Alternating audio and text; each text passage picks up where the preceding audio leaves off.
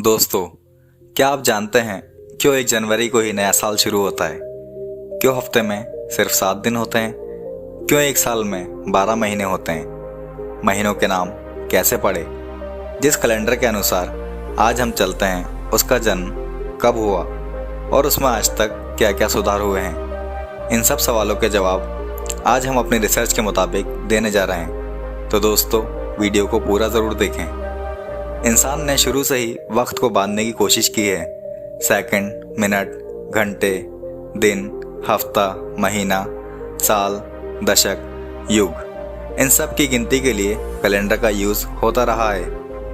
कभी चांद तो कभी सूरज को समय आंकने का आधार बनाया गया। दुनिया में अलग अलग दौर में कई तरह के कैलेंडर बने।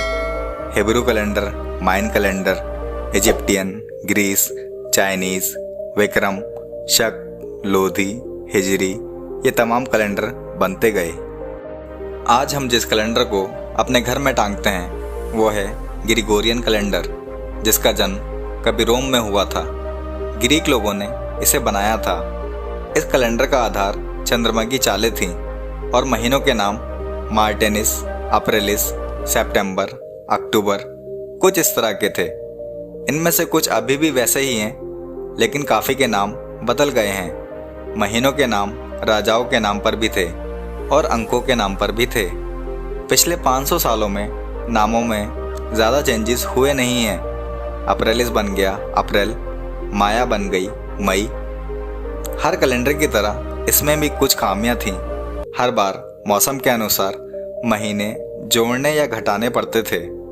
इसका कोई नियम तय नहीं था, यानी कभी साल में 11 महीने होते थे, कभी 13 होते थे। तो इस रोमन कैलेंडर की शुरुआत पहले मार्च के महीने से होती थी। 355 दिन का साल होता था। 11, 12 या 13 महीने होते थे। हिसाब कुछ ऐसा था कि सालाना बच जाने वाले कुछ दिन आखिर के एक महीने में डाल दिए जाते थे। इस तरह कैलेंडर के आखिर में 23 दिनों का एक महीना था, जिसका नाम था फरवरी।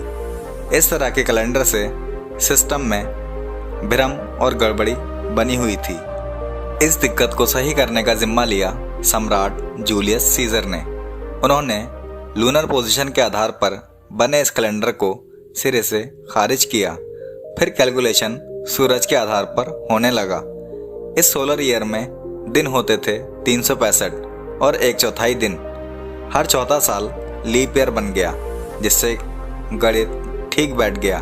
कैलेंडर की ये मरम्मत 1 जनवरी 45 BCE में हुई और तभी से साल का पहला दिन मार्च नहीं जनवरी में बन गया। जिस आदमी ने कैलेंडर में मेहनत की या करवाई, उसी जूलियस सीजर के नाम पर कैलेंडर को कहा गया जूलियन कैलेंडर। तो जितनी इंटरेस्टिंग साल और महीनों की कहानी है, उतनी ही हफ्तों की भी है। रोम में ही इसे लेकर कई एक्सपेरिमेंट हुए। यहूदी और इस्लाम धर्म के लोग 7 दिनों के हफ्ते में एक दिन पूजा पाठ के लिए रिजर्व रखते थे, लेकिन बाकी लोग पूरे हफ्ते काम करते थे। कुछ लोगों ने सलाह दी कि सभी लोग 6 दिन काम करें और एक दिन सभी के सभी लोग अपने धर्म के हिसाब से पूजा पाठ के लिए निकाला करें। ज्योतिषों ने हर ग्रह के लिए एक दिन निर्धारित भी कर दिया, तो हर दिन का एक नाम पड़ा।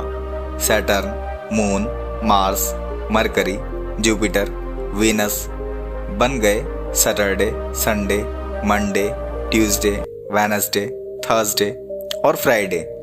और जैसा कि हमने आपको बताया कि महीनों के नाम अंकों और राजा रानियों के नाम पर भी रखे गए। जैसे गॉडेस ऑफ बिगिनिंग जीनस के नाम पर बना जनवरी, गॉड ऑफ वार मार्स के नाम पर बना मार्च, ऐसे किंग ऑगस्टस के नाम पर बना अगस्त।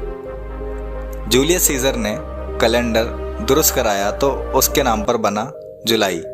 कई महीनों के नाम अंकों पर भी हैं, जैसे आपने कभी कभी खुद भी अंदाज़ा लगाया होगा।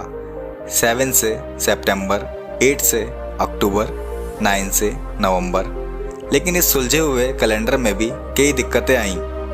कैलकुलेशन का हिसाब कुछ इस तरह था कि हर 128 साल के बाद साल में एक दिन और जुड़ जाता।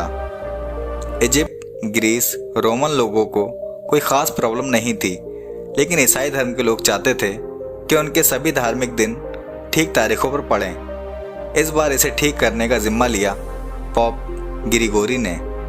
पुराने कैलेंडर में ही सुधार किया गया और आज आपके घर की दीवार पर जो कैलेंडर टंगा है वो पॉप ग्रिगोरी के नाम वाला ग्रिगोरियन कैलेंडर है।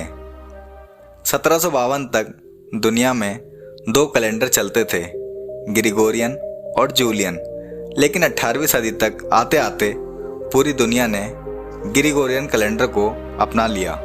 तो अब समझे आप, जिस कैलेंडर पर हम अखबार का बिल, बिजली का बिल, सिलेंडर की तारीखें नोट करते हैं, वो बड़ा लंबा सफ़र तय करके आप तक पहुंचा है।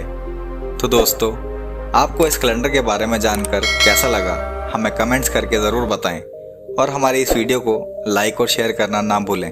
Thanks for watching.